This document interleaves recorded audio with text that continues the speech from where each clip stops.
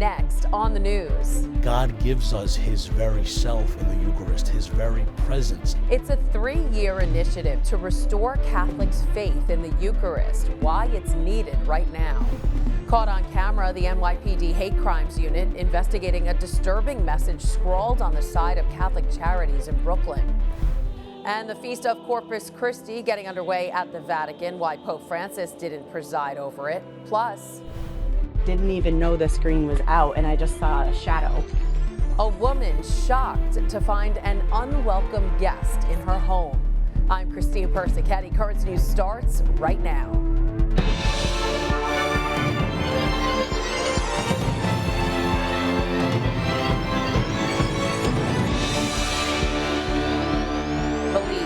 Real presence is waning among Catholics, and the U.S. bishops are trying to do something about it. It's being called the National Eucharistic Revival. It's a 3-year initiative launching on Corpus Christi Sunday to reinforce that core dogma of the Catholic faith. Father Carlos Velasquez is one of the main organizers for the revival in the Diocese of Brooklyn. He joins us now. Hi, Father. Nice to see you. Hi, how are you? Good. Thanks to being here in person. It's so nice to do these interviews now. Thanks so much. So I want to start with, I know you've heard about the Pew Research Center study. It came out in 2019, and it's part of the reason this revival is getting underway, because the study showed about 2/3 of U.S. Catholics do not believe the bread and wine at Mass become Christ's body and blood. So, I mean, isn't that the basis of our faith? What did you think when you heard that study? Very much so. I mean, it's an alarming number to think that somewhere around 70% of both Catholics that are in our pews, but maybe even people who are not in church anymore, who even don't believe at all, that don't realize that as Catholics we profess that we don't believe in just the bread and wine, but that it's a symbol of Jesus, but that the bread and wine truly become the body and the blood, the soul and the divinity of Jesus. Essentially, substantially, it's Jesus Christ. And so as a pastor, as a priest, that's certainly very alarming to think that there'd be people in our pews that don't really understand that or don't really live it out completely. Right. And that's kind of what's alarming the bishops, and what has united the bishops throughout the country in calling for this National Eucharistic Revival. Sure. So aside from that study, why is a Eucharistic revival like this needed? Why is it so necessary right now? I mean, we live in a world that's hurting. Yeah, we hurt tremendously right now. And the Eucharistic revival is really an invitation to us to answer some of those questions and some of those pains, those sorrows that we're going through. God gives us his very self in the Eucharist, his very presence, not something like him, not an example or a symbol of him, but his very self, in order that we may consume him and that we may become more like him, so that we can transform the world. So I understand, I mean, if people go to church all the time, maybe they're wavering in their faith, but they're there. How do you get those who kind of stopped coming to church? How do you bring them back to explain the whole reason for this? And that's what the revival is all about. Yeah. So the whole revival is about us learning more about what the Eucharist is, to re-evangelize ourselves and to get us more on fire. You know, this is not a program. Go out and get them back. Exactly. It's not a program. It's not another initiative. The whole idea behind this is setting a fire and lighting a fire and allowing for us to become renewed in our devotion and our belief in the Eucharist, that then we can go out and opportunities to bring some of those folks back, to tell them and to show them what this is all about and why it's so important. So after hearing about the incident at St. Francis Xavier Church in Brooklyn, where the tabernacle was stolen, the consecrated communion was dumped all over the floor, it seems some reinforcement about the sacredness of the Eucharist is really needed now more than ever. Certainly. You think about those images that we saw of all the debris all over the altar, and you know, the real sadness and the gravity of what happened was not so much that the tabernacle is missing and that it's gone. The tragedy that happened there was that our Lord was desecrated and that he was kind of left behind. So that just shows you how much we need this revival, for us to really truly understand, like, those beautiful tabernacles that are around the world aren't beautiful just so that they can be beautiful. They're beautiful because of what they hold, whom they hold inside, Jesus Christ. Christ, the second person of the Blessed Trinity. That's who's present, and that's who we have the privilege of receiving every time that we present ourselves for Holy Communion. And that is incredible. It is something that is not of this world, and that's something that we have to shout and proclaim for the rooftops. So this Eucharistic revival is an opportunity for us to do just that. Get people to listen. So tell me, what is your role specifically in this 3-year campaign? Sure. I'm part of the diocesan committee that that the bishop has put together in order to try to steer and guide this whole this Eucharistic revival on the diocesan level and on the parish level. So myself, Father Giubino, who's the director of catechesis for the diocese, he's the chair of the committee. There are several priests and deacons that are on that committee, and then there are subcommittees. I'm on the liturgy subcommittee, and the whole idea is that all these subcommittees will then bring in also other deacons, other priests, and laymen and women to help us to come up with different ideas and to provide resources for pastors, for parishes, for academies and schools throughout the diocese to have these kind of encounters, to have more holy hours, to have more Eucharistic processions, to have more moments of adoration, to have workshops and talks and conferences about what the Eucharist is all about. The next 3 years, everything is going to be Eucharist, Eucharist, Eucharist. That's the point. Sounds like a lot of work, but it's so important. Father Carlos Velasquez, the pastor of St. Bridget, thanks so much for being here. Thanks so much. Thanks to you. You can watch even more of this interview and stay up to date on the Eucharistic revival on Currents News and in the tablet. Just visit our websites, currentsny.tv and thetablet.org. And still ahead in this newscast, like Father Carlos said, the revival begins on the Feast of the Corpus Christi. But how did the massive processions around the world come about? It all dates back to a female saint who lived hundreds of years ago. That's still ahead on Currents News. The NYPD is searching for a man who scrawled a hateful message on the wall of Catholic Charities in Brooklyn. It was all caught on camera. Police say the man used a marker to write "All Catholics are rapists" on the outside of the headquarters on ENROLLMENT Street in Brooklyn Heights. It happened just after 5 Wednesday morning, and right after he wrote it, he ran away. Just some background on Catholic Charities. It sponsors more than 160 programs for people in need, and it's one of the largest providers of affordable housing in the country. If you recognize that person or know anything about the incident, call Crime Stoppers at 800-577-TIPS. All calls are confidential. Enrollment in New York City public schools is still trending downward. New figures just released Wednesday show that there were just over 919,000 students for this past school year. That's compared to just over 955,000 for the previous school year. There's concerns that the drop in enrollment could lead to the loss of millions of dollars in funding. But what's rising in New York City schools is the number of weapons being seized. There were reportedly almost 6,000 weapons confiscated at city schools this past year.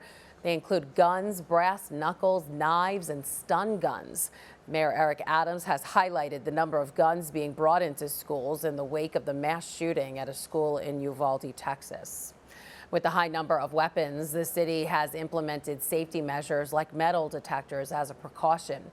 But that's not the situation at the city's Catholic schools, where faith and moral values make all the difference. Currents News' Jessica Easthope reports from Fresh Meadows. The bell rings and the hallways at St. Francis Prep flood with students. There are 2,400 of them. They say it can get pretty crowded, but what it doesn't get is violent. There's a lot of security and a lot of protection around me, so I don't have to be worried about anything. 16-year-old Dionis Best carries the weight of his future with him every day. He says at school he's allowed to stay focused on his work because there's nothing and no one to run from. I don't have to worry about constantly being, watched or lurked, or I can just, stay in my books and do what I have to do. Dionis and his classmates at Prep are experiencing high school very differently than students at New York City's public high schools. St. Francis Prep says they've had 3 incidents of confrontation among students in 2 years, and they don't even keep statistics on weapons brought to school because, to their knowledge, it's never happened. St. Francis Prep has a zero-tolerance policy against any violence. There are 150 cameras in the building and ex-NYPD security officers. Principal Patrick McLaughlin says Catholic schools are not immune to violence, but rather have a secret weapon against it. That Catholic mission sort of holds everything together. It's like a glue when you have prayer in school. McLaughlin's aware of what goes on in public schools and says many students bring weapons to protect themselves. How do I expect someone to sit in a physics class if they're afraid that someone's bullying them on social media or someone's carrying a weapon? Dionis says he feels safer at prep than he does in his corner of East New York. I'm surrounded by people that care. The halls are crowded, but with people who make him feel safe. In Fresh Meadows, Jessica Easthope, Currents News. As we await the Supreme Court ruling on Roe v. Wade, the White House on Wednesday condemned pro-abortion threats of violence. This after the group dubbed Jane's Revenge declared open season on pro-life pregnancy centers. The group released a statement saying in part, "From here forward, any anti-choice group who closes their doors and stops operating will no longer be a target. But until you do, it's open season, and we know where your operations are. The infrastructure of the enslavers will not survive." Jane's Revenge has been named or suspected in a few recent pro-life attacks, like this Buffalo pro-life center that was set on fire. The incident happened on the morning of June 6th in Amherst, a suburb of Buffalo. The agency, Compass Care, posted photos of the damage showing shattered windows, a scorched office, and the words "Jane was here" spray painted along the side of the building. The group has officially taken responsibility for defacing a pro-life center in Des Moines. Overnight between June 2nd and 3rd, vandals broke windows and spray-painted graffiti on the Agape office building. In a post online, Jane's Revenge admitted to it, saying, quote, "Agape is a fake clinic and that they lie to, shame, and manipulate people into not getting abortions." The pregnancy center has declined to comment on the vandalism. The Federal Reserve has announced its largest interest rate hike in nearly 30 years, all to tackle inflation and get the U.S. economy back on track. But for the average consumer, it could be a rough road ahead. Brian Todd has the details. With prices surging and Americans struggling to keep up, the Federal Reserve takes a bold step to tame what seems like relentless inflation and raises interest rates by 3/4 of a percentage point, its biggest hike in nearly 3 decades. We at the Fed understand the hardship that high inflation is causing. We're strongly committed to bringing inflation back down, and we're moving expeditiously to do so. Is this too much of a hammer from the feds? I don't think so. I think it's a strong move by the Federal Reserve to attempt to regain control of the narrative. What it could turn out to be is that a little more action today portends a little less in the future. A little less what, pain? A little less pain, a little less increase in interest rates in order to get the inflation job done. In fact, Federal Reserve Chairman Jerome Powell suggested the government likely won't make a habit of being this aggressive with interest rate hikes in the future, but he didn't rule out another significant increase in the coming months.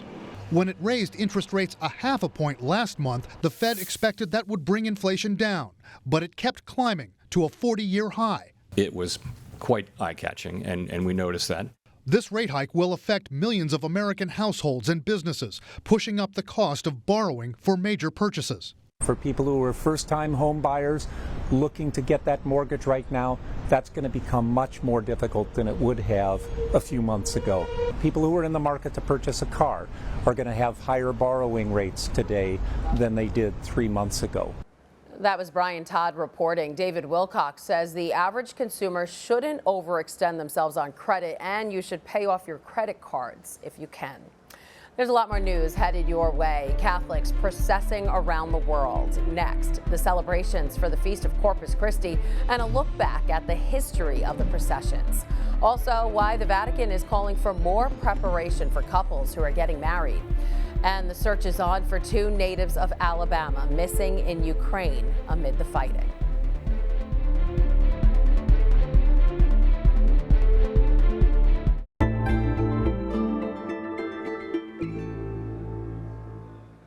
Back to our big story tonight. The Eucharistic revival is kicking off this Sunday at processions around the country for Corpus Christi.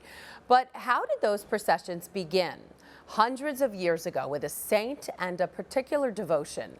Currents News' Michelle Powers previously joined one in Bath Beach, Brooklyn, and has the story behind it all. Traffic stops for a pump of faith at one of Brooklyn's busiest intersections, 18th Avenue and 86th Street. When you believe in something so strong, you want to show that something to everyone that you can encounter. Glistening with sweat, Father Michael Gelfand leads the procession, and the neighborhood comes to a hush, people stopping and staring. The sound of trumpets announcing the coming of the body of Christ. The feast that moves millions started with a young Belgian orphan, now known as Saint Juliana, in the early 13th century. She always had a great veneration for the Blessed Sacrament, like those in Bath Beach today, and she longed for a feast in its honor. The desire increased when she experienced visions of a full moon having one dark spot, signifying the absence of such a solemnity in the church calendar. When we get to the Feast of Corpus Christi, we take Jesus out for his walk, we say hello to the neighbors, and then we slow it down for the summer. This revered walk took centuries to develop, but started when the young Saint Juliana impressed her bishop for commemorations throughout the local diocese. Eventually, Corpus Christi reached Rome and the Pope, with the Vatican declaring the day holy more than a century after Juliana looked to the heavens. Blessed be the name of Jesus. Since then, even the smallest processions are said to have the power to convert non-believers. All we have to do is bring the Blessed Sacrament into the streets of this neighborhood, and you can bet that at least one soul was converted, at least one. From Bath Beach, I'm Michelle Powers. Traditionally, the Solemnity of Corpus Christi is celebrated on the second Thursday following Pentecost, but many places had moved the feast to the Sunday after Trinity Sunday to make it easier for the faithful to celebrate.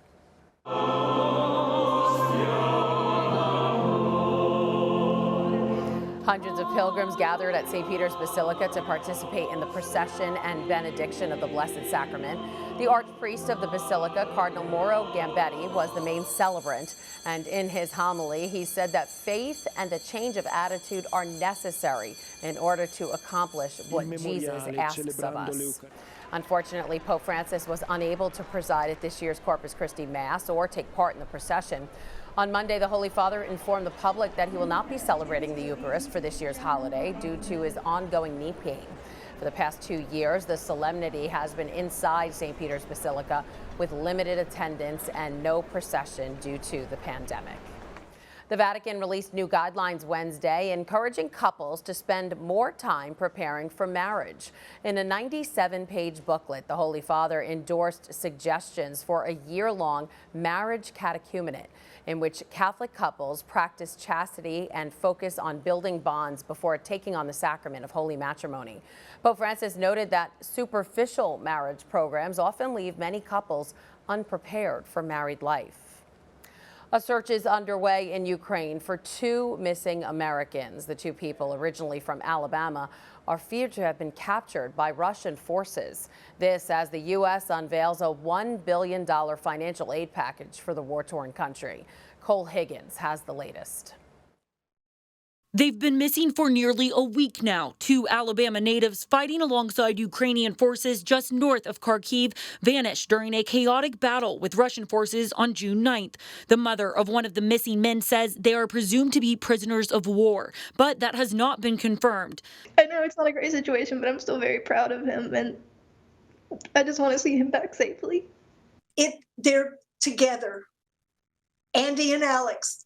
We don't want one to come home without the other. Meanwhile, in Washington, the Defense Department has unveiled a new $1 billion assistance package they're sending to Ukraine to help fight the Russian invasion. That includes a drawdown of security assistance valued up to $350 million. That's where the Department of Defense pulls from their stocks, as well as $650 million in equipment that's provided through the Ukraine Security Assistance Initiative funds. That's where the Pentagon will go out and procure material according in that amount to then just provide directly to Ukraine. So there are 2 different buckets of that $1 billion. A senior U.S. defense official believes that the latest Ukrainian aid package will arrive in time to make a significant difference on the battlefield, as the war is believed to be in the phase where Russia will continue to only make incremental gains for a while. That brings the total amount of security assistance that we provided to Ukraine to approximately $5.6 billion just since Russia launched its assault. I'm Cole Higgins reporting.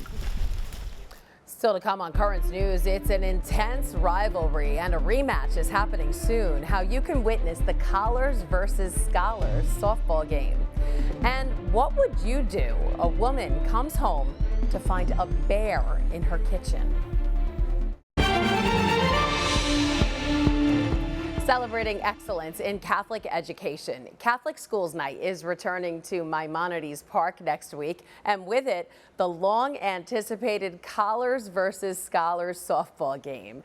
This is going to be the first time since 2019 that Brooklyn clergy and diocesan educators get to face off against each other. Will the Scholars make up for their loss 3 years ago, or will the Collars continue their streak?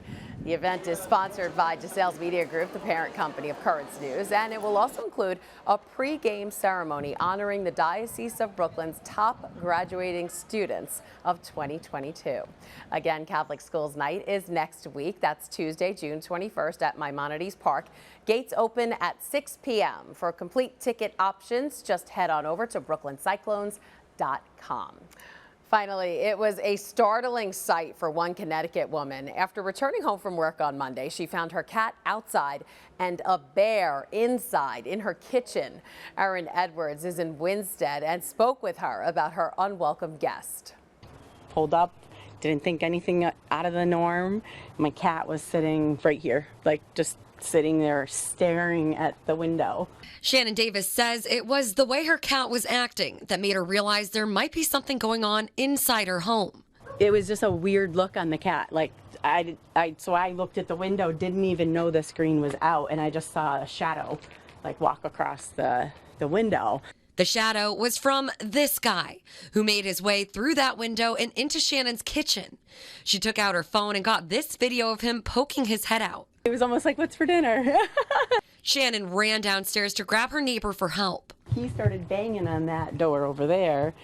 The bear went in my room and climbed out my window. Crawl out the back window, figuring he was going to get out that way, and you could, so he decided to come back out. The bear ended up making its way out the back door. As for damage left behind, there wasn't much.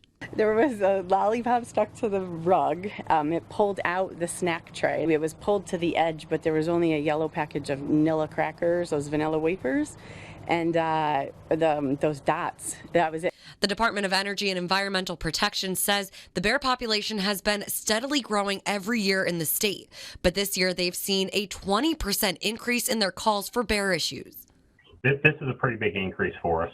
Just in Canton yesterday, a bear was euthanized after DEEP officials say it was attempting to break into homes. 4 of its cubs were tranquilized. 1 did not recover from sedation. The biggest thing we want to get across to people is bears are attracted to food, so remove the food source and the bears don't have a reason to come into your yard, to come into your house. Well, I guess that woman had a neat bear. I guess that's one good thing. That was Erin Edwards reporting. It isn't just Connecticut. Bear sightings have been on the rise across the country, and some states are even reporting an increase in their bear population.